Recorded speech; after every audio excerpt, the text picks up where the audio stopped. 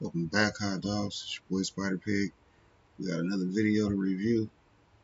You know, we got them good ones for you, so let's get straight to it.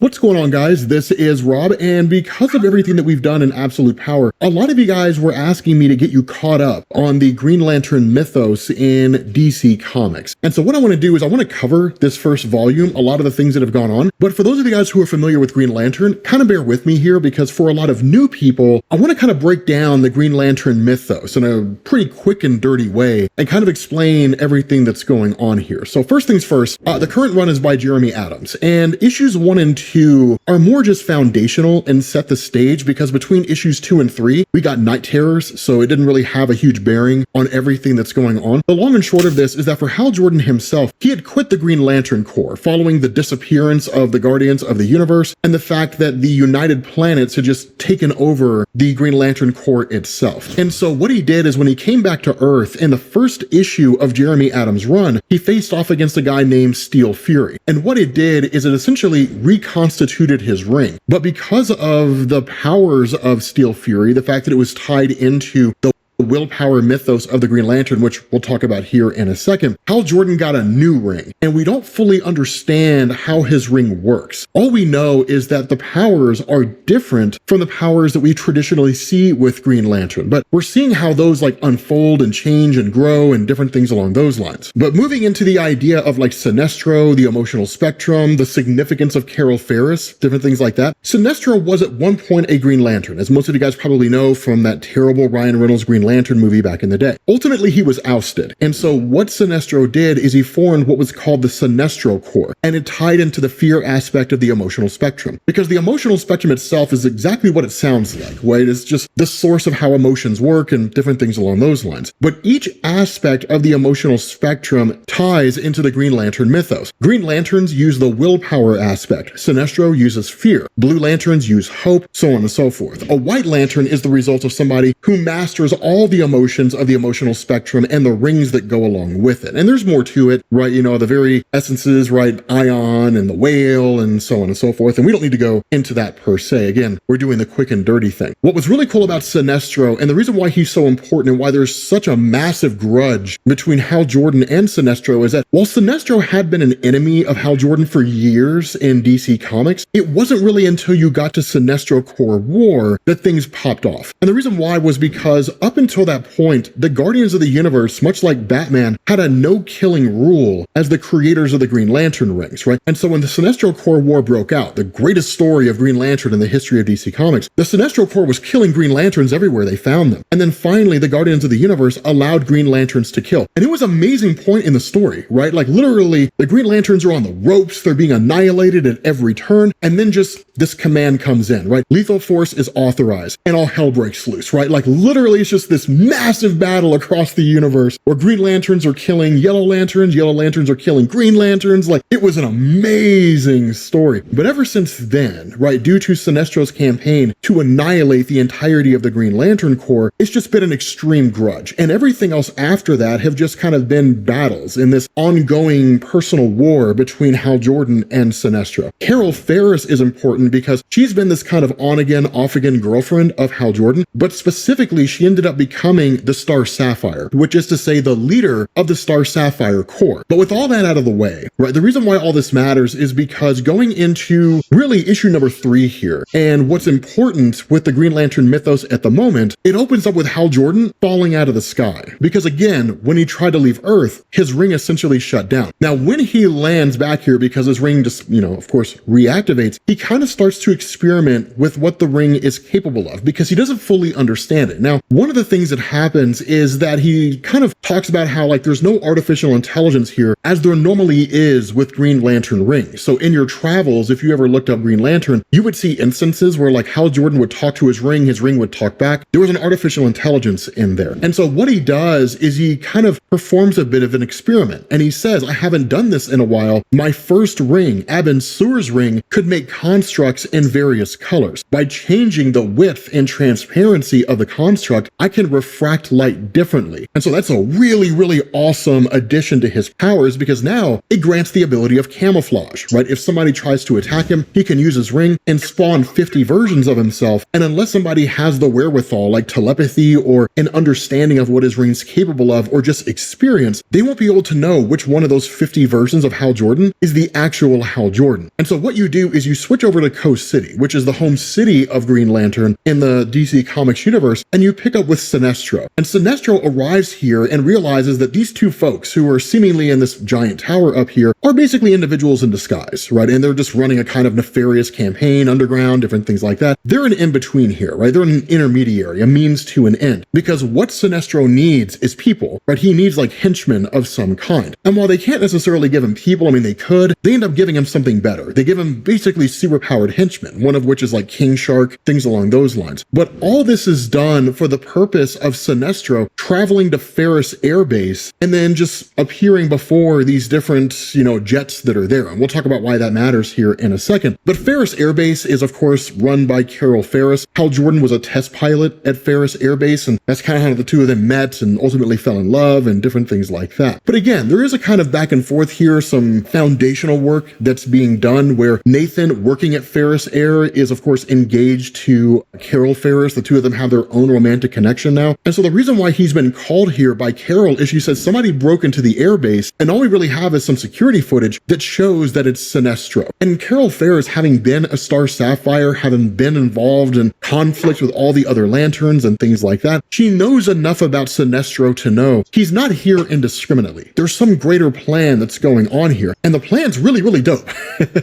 It's really, really cool. But even Hal Jordan himself kind of muses about his history with Sinestro, because one of the things to grasp is that Sinestro is exceedingly capable. He's a master manipulator. He is a master strategist, right? He's not some villain of the week. What's going to be interesting about this is that that's actually not the case. And Sinestro is acting more out of desperation than anything else. But while Hal Jordan is here, Sinestro actually comes and finds him, as opposed to Hal Jordan traveling around and trying to locate Sinestro. And so as the two of them start talking here, what happens is Sinestro kind of calls Hal Jordan's bluff in the sense that Hal's prepared for this, right? And in fact, he conjures a construct that's just like a giant sword sitting under the table. But the conversation between the two is awesome, because what happens is Sinestro says, so here's the thing, right? Yes, you have a giant dagger pointed at me, right? A giant sword that's pointed at me, and yes, you could kill me. But if you do, 3 sonic devices around this city will detonate, and Coast City will get obliterated again, which kind of ties back and calls back to the events that led up to Emerald Twilight. There's more to it, but we don't have to go into all the ins and outs of that kind of stuff. It would lead us to sidetrack in the video. The important thing is that it wouldn't be the first time that Coast City was destroyed. And with Hal Jordan, of course, having so much love for his city, then he asks Sinestro, what do you want? And Sinestro's response, the only thing you have of worth, Jordan, your ring. And there's a kind of taunting that goes on here, right? Did yours run out of power? And the response of Sinestro, something like that. And Hal says, no dice. I give you this ring. You'll destroy more than this city. And the response of Sinestro, because he's never really an overly emotional guy, slams his fist on the table and says, I do not want to destroy your city. And that's the first hint to Hal Jordan that something's wrong here. Because when it comes to Sinestro as a person, he is cold, calculating, ruthless. And while he can get emotional, he's usually not, right? He's exceedingly arrogant, and he always believes he has an ace up his sleeve, right? And for the most part, he does, right? He usually does. And so Sinestro says, I don't want to destroy this city, Jordan, not if you give me what I want. And what I want is to leave this mud hole behind and return to my home. You can understand that, can't you? Now, behind the scenes, what Sinestro knows that Hal Jordan doesn't know is the United Planets are not just some organization and coming together of different planets. The whole thing is ran by Tharos. And what he's doing is basically replacing ambassadors of these worlds with shapeshifters that answer directly to him. So it's just kind of a stealthy way to conquer the universe. And Karuger was one of the planets that fell. Now again, Hal Jordan Jordan kind of knows this, but doesn't know this. He understands the nefarious nature of the council, but he doesn't know how far reaching all this stuff goes. But Sinestro does. And so that's why Hal Jordan asked the question, and you need my ring to do it. Did the Legion of Doom run out of cash for a boom tube or some kind of dimensional rift? And the response of Sinestro, it seems your beloved United Planets is making travel to and from this forsaken sector harder than it should be. The ring will assure my departure. And that's where Hal begins to kind of put the pieces together, even if only on a surface level, where he realizes the United Planets are seemingly going after Sinestro, right? He abandoned the United Council just like Hal Jordan did. And so Hal's just kind of like, okay, they're after you, aren't they? Right? And that's where Sinestro's like, yes, and they'll be after you as soon as they find out that you have a ring. So really, I'm keeping you out of a United Planet cell. And the response of Jordan is, I don't really care. It doesn't really matter to me. And so ultimately, he hands the ring over because he's just sort of buying time trying to grab information. But this is when we learn one of the other things about Hal Jordan's ring, that a Green Lantern ring can be used by a person who puts it on. But Jordan's ring is different. It will not work if it's not Hal Jordan. It can only be used by him specifically. And so Sinestro's just kind of like, that's a pity, and then detonates the sonic bombs. Now, this is cool because what ends up happening is that when Sinestro takes off, he tells Hal Jordan, you have one of two choices. You can pursue me and leave Coast City to die, or you can allow me to escape and save Coast City. It's a classic scheme from Sinestro and really just villains in general, right? And Sinestro says, you're not fast enough to do both. The response of Green Lantern, I'm not, but I know someone who is. So he calls in Barry Allen.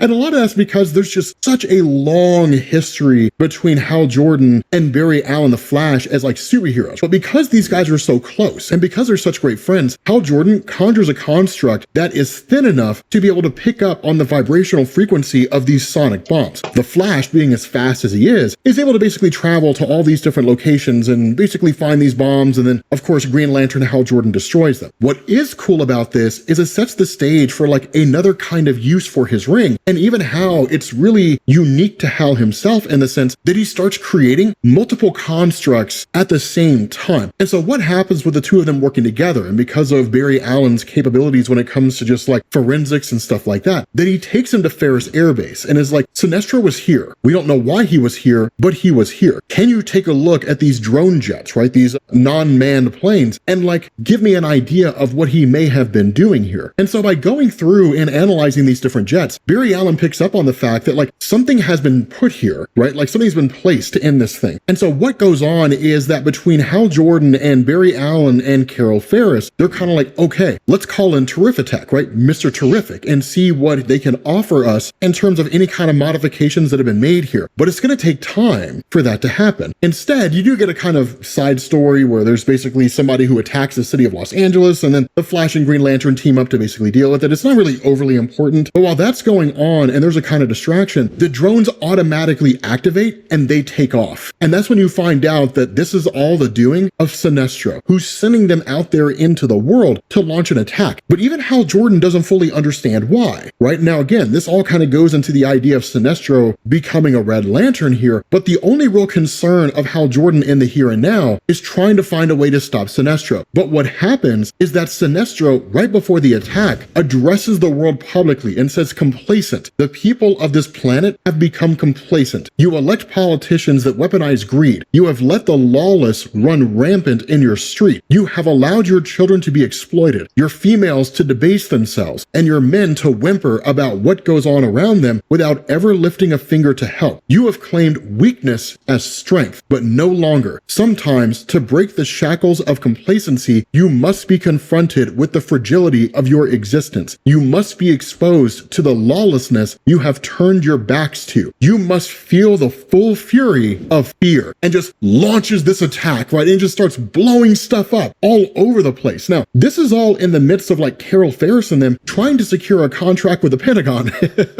So it's like the worst thing that could happen, right? Hey guys, we created these cool drones, man. Like, let's do a contract. And the Pentagon's like, okay, cool. And then someone takes them over.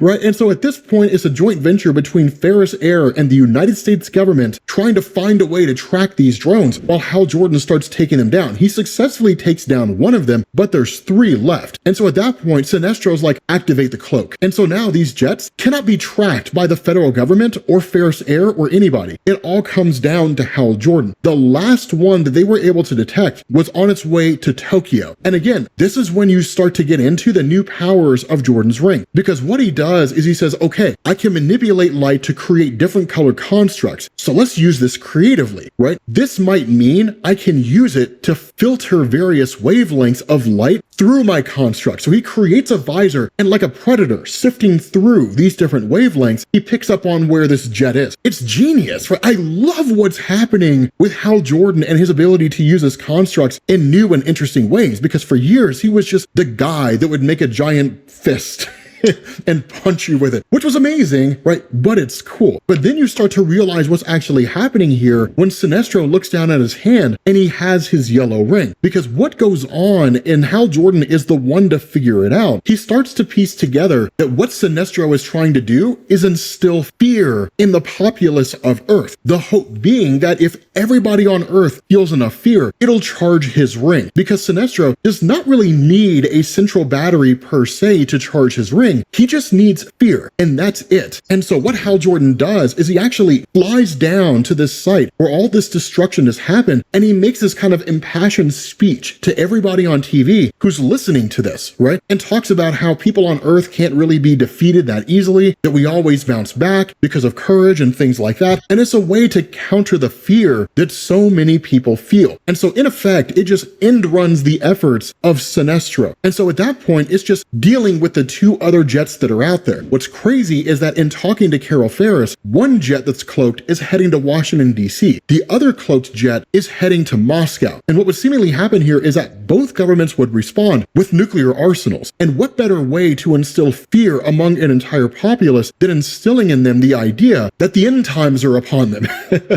right? That would supercharge his ring to whole different levels. And so Hal Jordan basically conjures 2 different constructs and sends them to 2 different places across the world, and then tells Carol Ferris a way in which they can track these jets. Ultimately, the constructs locate them and then in turn obliterate these jets. And so the world has essentially been saved by Hal Jordan, but it pisses Sinestro off to no end because his henchmen bail. They're like, we gotta get out of here, man. Like, we have to leave. They're going to find us. And Green Lantern shows up here. Now, here's what's awesome is because now you really get to see Sinestro when he's at his most incensed. Because Green Lantern says, did you really think that you could scare my planet, scare my people, for what? Jumpstart your ring? Become the great and mighty Sinestro once again? How did that work out? And the response of Sinestro is, I came here for help, you imbecile. Something is wrong with the emotional spectrum. You must have felt it by now. But after our encounter, my ring was gone. I was stranded on the streets of your world, powerless. There was a little girl, a child. She saw me. She saw me standing there and she smiled. There was no fear. And why would she be afraid? I was toothless. Me, Sinestro, while Kruger was undoubtedly in trouble. I looked for ways home, Jordan, but the United Planets was guarding what went in and what went out. What could I do? I had to make people afraid of me again. I needed to instill enough fear in your planet of lawless apes to allow me to charge my ring. I was doing you a favor, really, but then you had to stop me. The hero, the optimist. And where Hal Jordan makes the comment, not sorry to disappoint you, the response of Sinestro is, disappoint me? No, Hal Jordan of Sector 2814, you have not disappointed me. You've done something more. You've given me a gift. You've filled me with rage. Now, here's the thing about this, right? When it comes to the Red Lanterns and the Red Lantern rage, it doesn't really require a central power battery. All it requires is a person maintaining constant rage, just constantly being pissed off. But as those of you guys who are familiar with the Lantern mythos know, this is kind of a crazy situation, because if Sinestro really is wielding a Red Lantern ring here, then that means if he tries to remove the ring, it'll kill him, right? Now, it doesn't look like he's wielding a true Red Lantern ring, just because of the fact that if he was, he would be like foaming at the mouth with like red foam and blood and all that kind of crazy stuff. But he is channeling the rage aspect of the emotional spectrum. What it thing about it being Sinestro is since it's Sinestro, the rules don't really apply to him because he's a master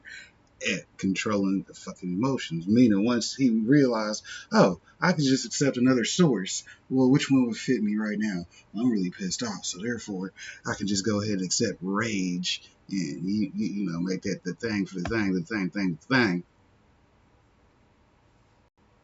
Looks like here is Sinestro has figured out a way to start pulling different elements from the emotional spectrum or different powers from the emotional spectrum, like drawing a Rolodex, which all you young whippersnappers have no idea what that is. What's cool here, though, is that the only way to counter the power of a red lantern ring is with a blue lantern ring of hope, that the blue lanterns charge green lanterns and depower red lanterns. But there's no blue lantern around here anywhere, right? So what to be done? The funny thing, and I love the way that Jeremy Adams does this, because had they not appeared here, the question you'd be asking is like, where are all the other superheroes with something crazy like this happening? Batman and them are observing what's going on, but Batman's dealing with all the stuff in his comics that were going on at this point in time, right? Failsafe and all that kind of cool stuff. Superman and the Superman family could get involved, but the problem is the emotional spectrum emits kryptonite-like energy at times. So if they show up there, they could die, right? So ultimately, everybody's hands off. It just comes down to like Hal Jordan and Sinestro. But I love that Jeremy Adams answers that question. What's important here is that Sinestro, wielding Red Lantern energy, despite not actually possessing a Red Lantern ring, is really dope. And I'm really excited to see what this means for the Green Lantern mythos. What is cool about this, though, is that Hal Jordan kind of muses about this, right? Sinestro's always been calm, always been logical. Now he's fighting with just unbridled rage, right? Indiscriminately throwing out constructs and things like that. And so because of this, Hal Jordan has to kind of figure out the next step here, right? How does he, as a Green Lantern that seems inherently weak to the Red Lanterns, suddenly find a way to overpower a Red Lantern? But that's when you learn about one of the new abilities of his ring. He says, "Strange, my ring is glowing. I can feel it as if it's supercharged. What is going on here?" And he says, "I can feel the energy of this place, something powering the ring. Whatever it is, I hope it's enough, because if I don't stop Sinestro here, I don't think he will stop." And so what happens is Hal Jordan takes a page directly out of Kyle Rayner by creating a construct that's a giant mech. Now, the reason why I say this is a page out of Kyle Rayner is because that's what differentiated him from Hal Jordan. Historically speaking, in DC Comics, Hal Jordan would make like a giant boxing glove, right? Or a giant hand to catch somebody or something like that. But there wasn't really much in the way of creativity. He was fairly vanilla in terms of how he used his powers. When it came to Kyle Rayner, and the reason why fans loved Kyle Rayner so much was that he was a comic book artist in the DC universe when he got his Green Lantern ring. So he would create mechs or an army of mechs. He would create these crazy exotic constructs using his Green Lantern ring, and fans who were reading the comics loved it at the time. But this is just like one of those stories where it turns into a giant conflict between like a giant robot and a monster. I know the Japanese term is like Jaeger, but kaiju, that's what it is. It's a giant fight between a Jaeger and a kaiju. It's pretty awesome. But that's what's crazy here is Sinestro is fighting like a man possessed. He doesn't care about any collateral damage or anything. And so Hal Jordan just kind of observes this and says he's putting off so much energy, he's going to destroy everything within miles unless I have to contain this power. And he's like, ultimately, I think I got it, right? The worst of it, but I feel completely wiped. And so he talks to Sinestro and says, you have to stop this. The rage isn't normal. You don't know what it will do.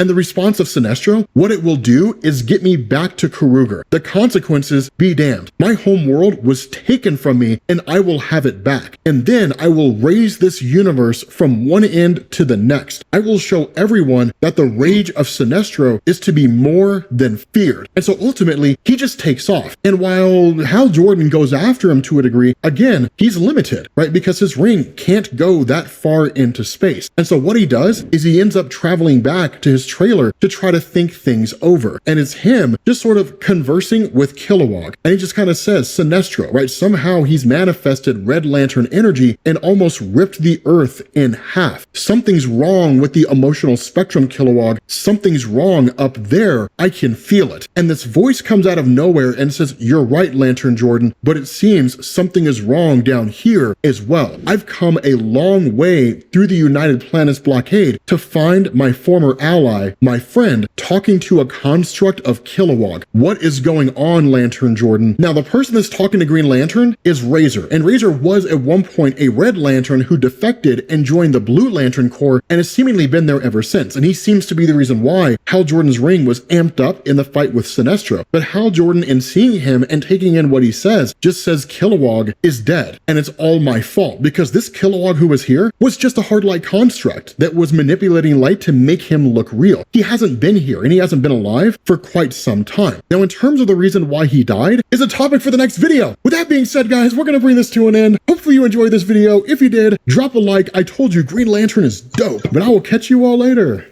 Peace.